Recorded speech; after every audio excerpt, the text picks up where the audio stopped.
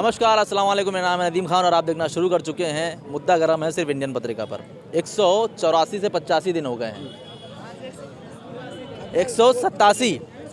183 दिन हो गए हैं और इस 183 दिन में सरकार ने सारी हदें पार कर दी हैं अपना जुल्म ढाने की।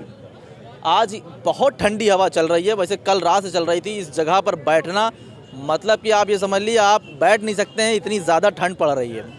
और आज ये लोग गए थे 69,000 शिक्षक भर्ती घोटाले के मामले में शिक्षा मंत्री के आवास पर, उसका घेराव किया था। क्या हुआ है वहाँ पर, क्या कुछ बात हुई है, चलिए जानते हैं।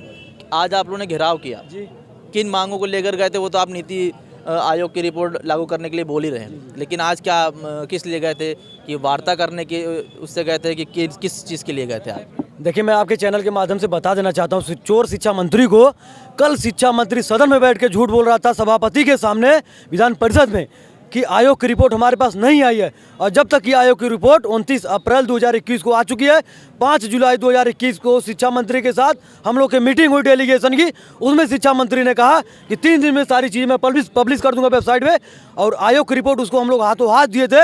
यही लोक भवन में मीटिंग हुई थी, लेकिन कल विधानसभा में शिक्षा मंत्री बोल रहा है कि हमारे पास कोई रिपोर्ट नहीं है, आएगी तो फॉलो करेंगे। तो मैं माननीय मुख्यमंत्री जी को मांग करता हूं कि इस चोर शिक्षा मंत्री को कैबिनेट से बर्खास्त किया जाए, और ये समाजवादी पार्टी या बीएसपी या कांग्रेस पार्टी का एजेंट बन चुका है, माननीय मुख्यमंत्री जी की छवि को बर्बाद कर रहा है। ये शिक्षा मंत्री नहीं चाहता कि हमारे परम पूज्य योगी आदित्यनाथ दोबारा मुख्यमंत्री प्रदेश के बने, क्योंकि ये जातिवादी शिक्षा मंत्री है, ये दलितों पिछड़ों का विरोधी शिक्षा मंत्री है। और जब तक हमारी मांगे नहीं मान ली जाती हैं, हम इस शिक्षा मंत्री को इसी तरह घेरते रहेंगे, क्योंकि शिक्षा मंत्री ने बोला है कि आपके मामले का हम निस्तारण कर देंगे। लेकिन शिक्षा मंत्री झूठ पे झूठ बोलता है। हमको लगता है सुबह झूठ का नाश्ता करता है और शाम को जो है झूठ से ही खाना खाता है और सोता है, क्योंकि इतना बड़ा शिक्षा मंत्री हमने कभी झूठा शिक्षा मंत्री नहीं देखा। क्योंकि जो लोकतंत्र के मंदिर में बैठ के झूठ बोलता हो, और जहाँ पे लोकतंत्र का मंदिर माना जाता है, उसको विधान परिषद या विधानसभा में झूठ बोल रहा है। उसके बाद आज हम लोग जब शिक्षा मंत्री के आवास पे गए उसको आयोग को रिपोर्ट देने के लिए कि तुम गूंगे बहरे हो चुके हो, लो आयोग की रिपोर्ट हमारे पास है। हमारे भाइयों के पास लगभग 1,500 प्रति आयोग की रिपोर्ट थी। उसके दरवाजे पे हम लोग गए, चोर शिक्षा मंत्री अपने दरवाजे से झांक रहा है, लेकिन उसके नीचे आने की हिम्मत क्यों नहीं हुई? क्योंकि वो चोर है, मक्कार है और समाजवादी या बीएसपी या कांग्रेस का एजेंट बन चुका है। माननीय मुख्यमंत्री योगी आदित्यनाथ की छवि खराब करने पे तुला है। एक चीज़ मैं पूछना चाह रहा हूँ, मुख्यमंत्री किसकी सरकार का है वो? देखिए, एक सवाल सीधा, किसकी सरकार का? वो भाजपा का किसकी सरकार में मुख्यमंत्री किसके सरकार में शिक्षा मंत्री बने हैं, मुझे ये बताइए पहले। वो बीजेपी के सरकार में शिक्षा मंत्री योगी महाराज की हैं? योगी महाराज। आपको नहीं लगता कि योगी महाराज की ये नॉलेज में इतने 83 दिन से चल रहा है धरना, नहीं होगा? योगी महाराज के संज्ञान में बातें हमारी हैं, तो फिर क्यों नहीं कर रहे हैं? ये तो गलती फिर मुख्यमंत्री की, शिक्षा मंत्री की कहाँ से हो गई? एक सवाल, मुख्यमंत्री जब ऑर्डर दे देंगे तब काम हो जाएगा आपका, एक झटके में हो जाएगा। देखिए, कहीं न कहीं इसमें पूरा तंत्र लगा हुआ है, पूरा बीजेपी मंत्रिमंडल लगा हुआ है। क्योंकि दलितों पिछड़ों की सीटें लगभग 15 से 20 हजार की सीटें सामान्य पंडित ब्राह्मण ठाकुर को दे दिए हैं। उनको निकालना नहीं चाहते, तो हम चाहते हैं कि उनको नहीं निकाल दो, तो हमारा अपॉइंटमेंट करो, क्योंकि तुमने घोटालेबाजी की है। माननीय मुख्यमंत्री जी भी जातिवादी हो गए हैं। वही मैं कह रहा हूँ ना कि आप बोल रहे हैं बीएसपी का और कांग्रेस का और सपा का एजेंट है, तो शिक्षा मंत्री जो भी नॉलेज में काम करते हैं बगैर मुख्यमंत्री के नॉलेज दिए में तो नहीं करते होंगे। जो भी आदेश देना है, जो भी सदन में बोलना है, सब उनको पता होता होगा, मुख्यमंत्री को भी पता होगा। ऐसा तो नहीं 183 दिन से धरना चल रहा है, आप मुख्यमंत्री सूबे के मुख्यमंत्री को पता नहीं है?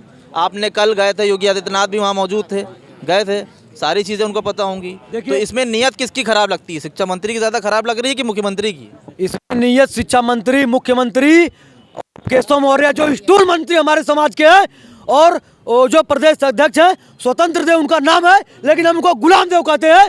और जो है कि पूरे जो बीजेपी में जितने दलित पिछड़े बैकवर्ड समाज के नेता हैं वो सब डूब गए हैं, अपना ईमान बेच दिया कुर्सी के लिए। सारी नीयत सबकी खराब है, पूरे बीजेपी मंत्रिमंडल की नीयत खराब है, और मुख्यमंत्री की तो सबसे नीयत खराब है।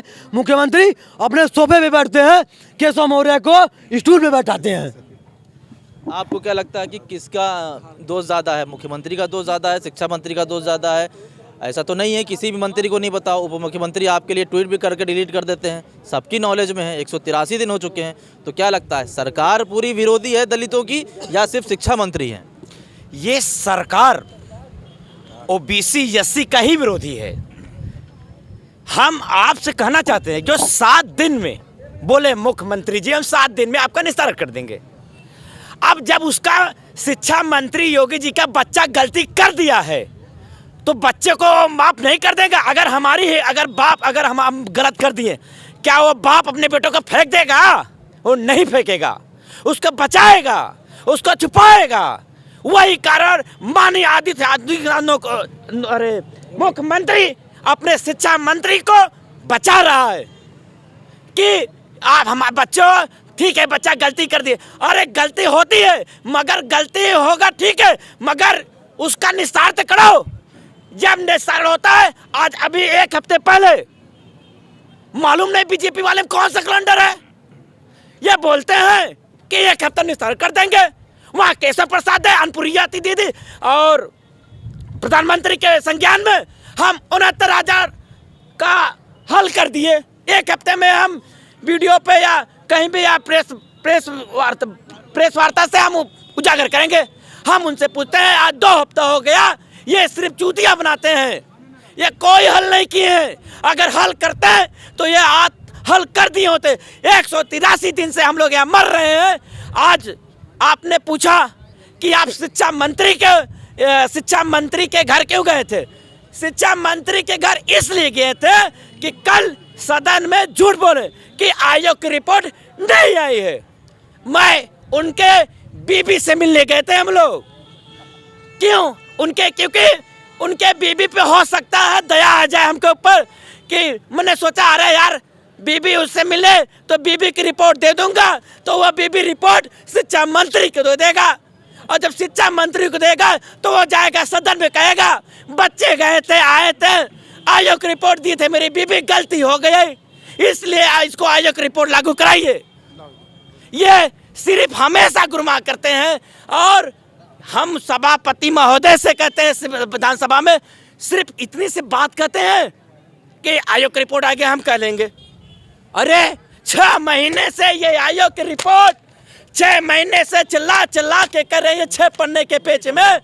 ओबीसी एससी समाज पूरे भारत लोग सब जानते हैं कि ये 6 पन्ने की रिपोर्ट कि हमारा 27% जो आरक्षण मिलना था मात्र 3.8 दिया गया है, और ओबीसी एससी भाई को 21% मिलना चाहिए था, मात्र 16% दिया गया है। क्या ये आयोग के झूठ बोल रहे हैं? वो बोलते हैं कि हमारे पास आयोग की रिपोर्ट नहीं है। हाँ, बस थोड़ी देर में बोलते हैं आयोग, इसका मतलब सदन में बोल देंगे आयोग की रिपोर्ट नहीं है, मामला खत्म हो जाएगा। ये जान लीजिए कल जिस तरह गृह मंत्री मुख्यमंत्री केशव प्रसाद मौर्य स्वतंत्र देव वहां हम लोग हंगामा किए थे, मंत्री जी इटवा में आके तुम्हारा ईट बजाएंगे, समझ लेना अभी भी वक्त है, सुधर जाओ। बैकवर्ड एससी का जो आरक्षण सहित सम्मान सहित वापस कर दो, नहीं तो जड़ से उखाड़ेंगे। जय संविधान, जय भारत। बस। तो सबसे बड़ी चीज़ यहाँ पर यही है कि अगर देखा जाए तो 184 दिन हो गए हैं जैसे शिक्षा मंत्री हैं, क्या उनको पता नहीं है या योगी आदित्यनाथ को पता नहीं है कि हाँ 183 दिन से 69,000 शिक्षक भर्ती जाड़े में, गर्मी में, बरसात में बैठे हुए हैं और अपनी मांगों को लेकर सिर्फ इंसाफ चाहते हैं, मगर शिक्षा मंत्री जो है सुनने को तैयार नहीं। योगी आदित्यनाथ भी कुछ नहीं कहते हैं। 183 दिन हो गए हैं आपको, और सबसे बड़ा मामला यही है कि अभी तक सरकार सुनने को राज़ी नहीं है। शिक्षा मंत्री कहते हैं कि रिपोर्ट नहीं है, मुख्यमंत्री कहते हैं कि हम 1 हफ्ते में समाधान कर देंगे। तालमेल में गड़बड़ी है, लगता है कि सिर्फ झूठ का प्रचार कर रहे हैं और जो है सिर्फ जो आप लोगों को गुमराह कर रहे हैं। हम इतना कह रहे हैं, जैसे आप कह रहे हैं कि तालमेल में गड़बड़ी है या कुछ भी गड़बड़ी है, हम लोगों को उससे मतलब नहीं है।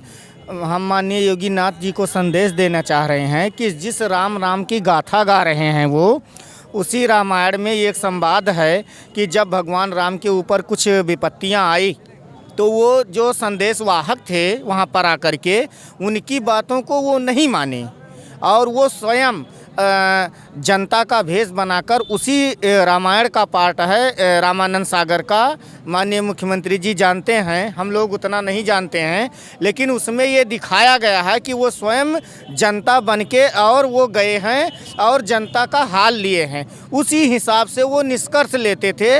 ये उनके परम पूज्य राजा दशरथ के संवाद थे और भगवान राम को बताए गए थे। तो अगर माननीय शिक्षा मंत्री जी कुछ गलत कर दिए हैं तो उसकी सच्चाई इन्हें जाननी चाहिए। हम लोगों को यहाँ पर तपस्या करते करते आज 183 दिन हो गए हैं और अभी आज तक हमारे लिए कोई सुध नहीं लेने आया।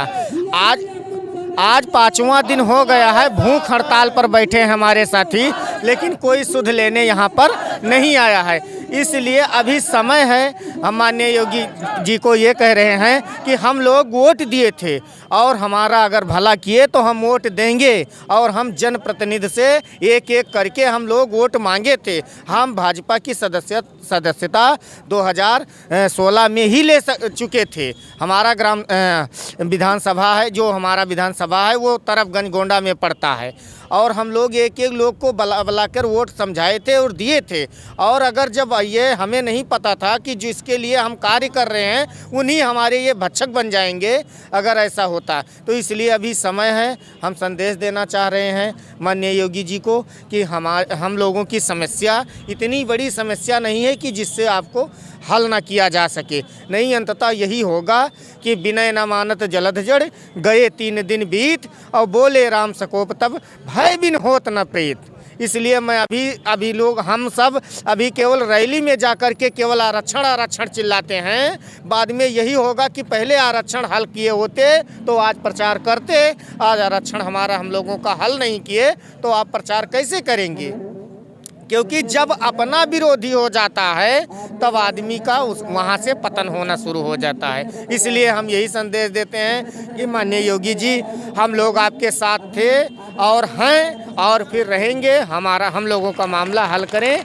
जय हिंद, जय भारत। 183 दिन हो चुके हैं। शिक्षा मंत्री का गिराव भी कई बार किया है। कल आप लोग ने रैली में भी जो है अपनी मांगों को रखा, वहाँ पर भी हुआ, मगर अभी तक हल या समाधान या एक बात भी ये नहीं सामने आई है कि हाँ हम आपका निस्तारण कर दिया गया है या हो जाएगा 2 दिन में, या बहुत आश्वासन मिले हैं अभी तक आपको? देखिए सर, कल जो विधानसभा में हुआ है वो एमएलसी साहब ने जब उनसे सवाल पूछे तो ये शिक्षा मंत्री एक अपने टैबलेट में एक पन्ना लेके घूमता है कि हमने ओबीसी को 31,000 ओबीसी को ये कर दिया वो कर दिया, दुनिया भर का एक कहानी बताता है। और सीधे तौर पे मैं ये कहना चाहता हूँ, ये शिक्षा मंत्री एक नंबर के झूठे, चोर, मक्कार, फ्रॉड, जो भी आप इनको जो संज्ञा दे सकते हो वो छोटी संज्ञा है।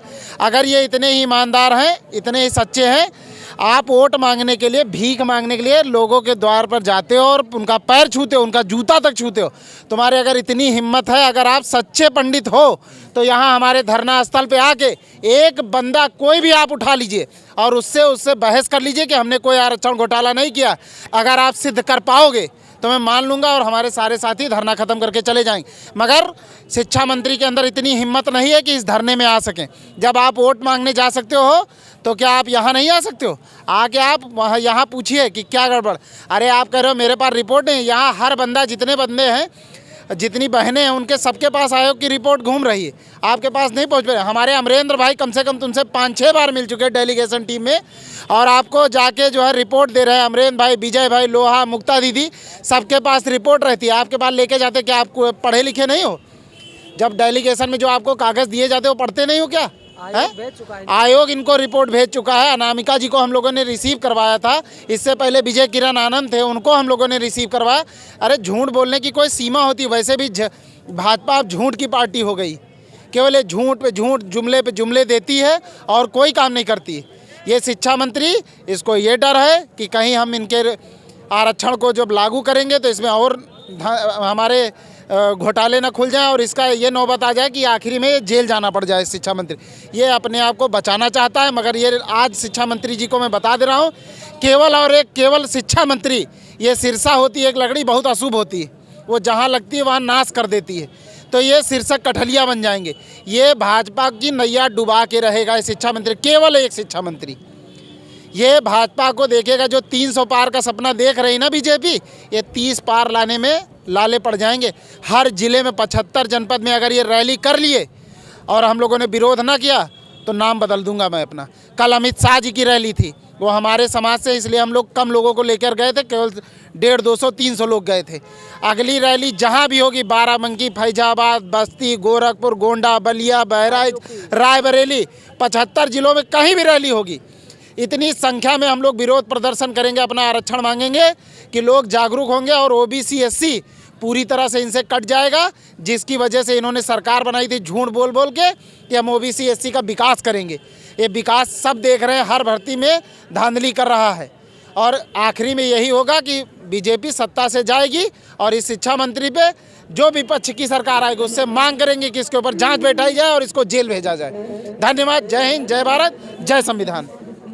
तो ये सारी चीज़ें हैं कि सबसे बड़ी चीज़ ये है कि अगर देखा जाए तो पिछले कुछ दिनों में देश में जो हालात पैदा हो गए हैं, चाहे आप कल हमने आपको दिखाया किस तरीके से बैंक कर्मचारियों ने हड़ताल करी है प्राइवेटाइजेशन के खिलाफ, 69,000 शिक्षक भर्ती कितने टाइम से धरना दे रहे हैं, किसानों को अपनी मांगों को लेकर बैठना पड़ा 1 साल से ज़्यादा। तो यहाँ पर ये दिख रहा है किस तरीके से सरकार सबका हनन कर रही है, आने वाले टाइम में किस तरीके से रोज़गार ख़त्म हो जाएंगे। बात थी गरीबी हटाने की, यहाँ तो गरीब को ही हटा दिया जाएगा, अमीर को और अमीर कर दिया जाएगा और मिडिल क्लास की तो कोई हैसियत ही नहीं रह जाएगी अगर इसी तरीके से इन सब की मांगों का, इन सब के अधिकारों का अगर हनन होता रहा। तो फिलहाल 69,000 शिक्षक भर्ती के साथ हम तब तक बने रहेंगे जब तक इनको इंसाफ नहीं मिल जाता। उसके लिए हमें आपके भी सपोर्ट की ज़रूरत है। तो प्लीज़ इस वीडियो को शेयर कीजिए, चैनल को सब्सक्राइब कीजिए, हमारा भी हिम्मत और हौसला बढ़ाइए, क्योंकि आप हैं तो सब कुछ है। आप ही ये जनता जनार्दन है, आप सब कुछ कर सकते हैं। तो चैनल को सब्सक्राइब कीजिए, नोटिफिकेशन बेल ऑन कीजिए। अभी के लिए बस इतना ही। नमस्कार, खुदा हाफिज़, जय हिंद।